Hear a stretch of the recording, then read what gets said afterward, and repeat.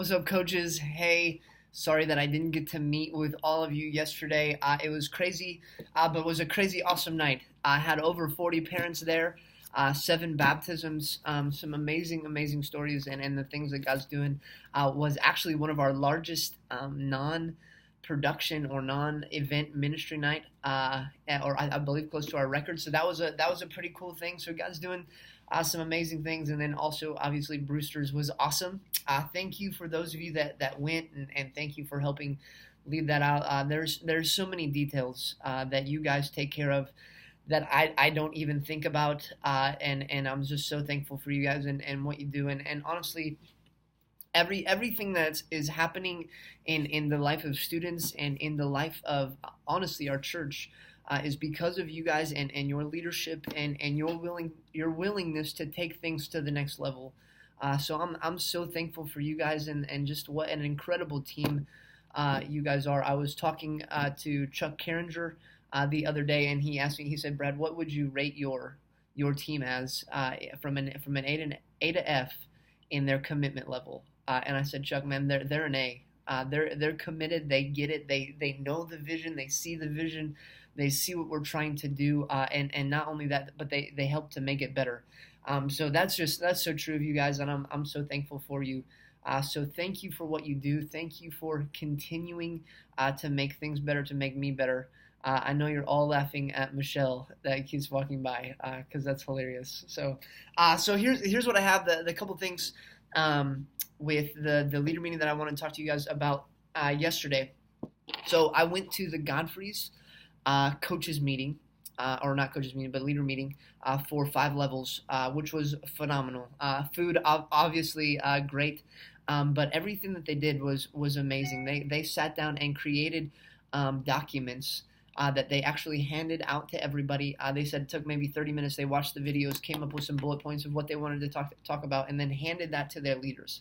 Was a phenomenal talk, and the main two reasons I think that their time with their leaders was so good is because first they led with heart. So they came out, and one of the first things that they said is, "Hey, listen, we're here for you. Yes, we want you to be a better leader. Yes, we want you to understand leadership concepts better, and we want to improve you. But mostly, we're here to make you better." And that made it phenomenal. They were very vulnerable and upfront with who they were and the things that they had gone through. Kind of gave a little bit of a background on who they are and their journey with Jesus, and just were kind of honest. That made it such an approachable atmosphere that you couldn't do anything but leave that meeting saying, "Man, I freaking love Mike and Janet." So that was awesome. The second thing that they did is they led with vision. So they said, "Yeah, we want to help you. We want to make you better. We want to encourage you and love you more than just for students. We want to love you so that you can live your life better. We want to love you and so that and encourage you so that you can be a better Christian. We want to love you and encourage you so that you can be a better husband or wife or whatever it is." It was beyond their position in students or within the church, which is totally what we're here for. If you think about this whole structure, it's discipleship, and you guys are making disciples and calling people to look like you as you follow Jesus, and that's why it's so important, obviously, for you to be chasing God and being in His Word. But that's what you're doing. You're basically mentors and you're pastors, and I really think that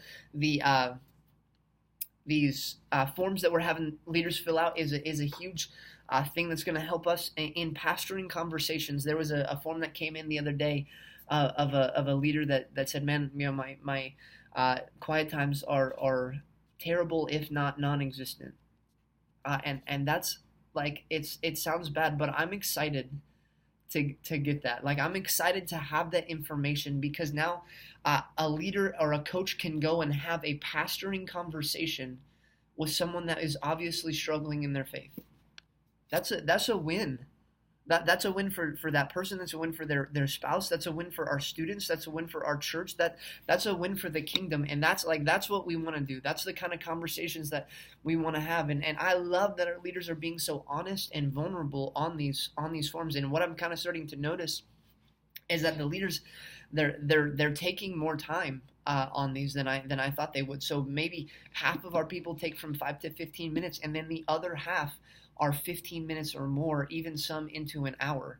From the statistics that I get from those forums, which is amazing that people are spending time thinking about where they're at with students and with the Lord and in their involvement. So I am so excited about that, and I want you to feel like you have freedom to speak into that and say, hey, listen, this is how we could make that better, and this is how that form would be more helpful to me. That's what I want. So I said this to the middle school leaders last night. That regardless of the quality of an idea, so even if the leader form is a phenomenal idea, even if this coaching structure is a phenomenal idea, even if it's great, but nobody accepts it, like nobody is on board with it, it's ineffective. So the effectiveness of something is quality plus acceptance. So where regardless of what the quality of the idea is, if we have high acceptance rate, a high acceptance rate, we'll have great effectiveness. And that acceptance kind of comes in from you guys, like initiating conversations of how can we make it better, and then also speaking life of, man, isn't this great? Not in a like look at what we're doing thing now, but man, this is what's going to take us from where we're at now to where we want to be. This is what's going to take us from this level to the next level, and that's what I need from you guys. And you guys are doing that. You're killing it. So I want you to continue to give me ideas and say, hey, listen, Brad, this is working and this is awful. Let's never do that again. I'm totally like, we're not married to anything. The best idea wins here. So, and it doesn't have to be my idea. If you have something that you think is going to be better and is going to help serve our leaders better, then let's do that. It is honestly for them and for you. So help me make things better and continue to strive to do that. Again, just thank you so much for what you're doing and your commitment to our students, the next generation, our church, and honestly to me. You just honestly, all of you guys bless my heart, and I'm so thankful for you. I couldn't ask for a better leadership team and a team of friends to have around me. So thank you for what you do. Thank you for what you do for our leaders and our students. And I love you guys. All right, I'll see you later. Bye.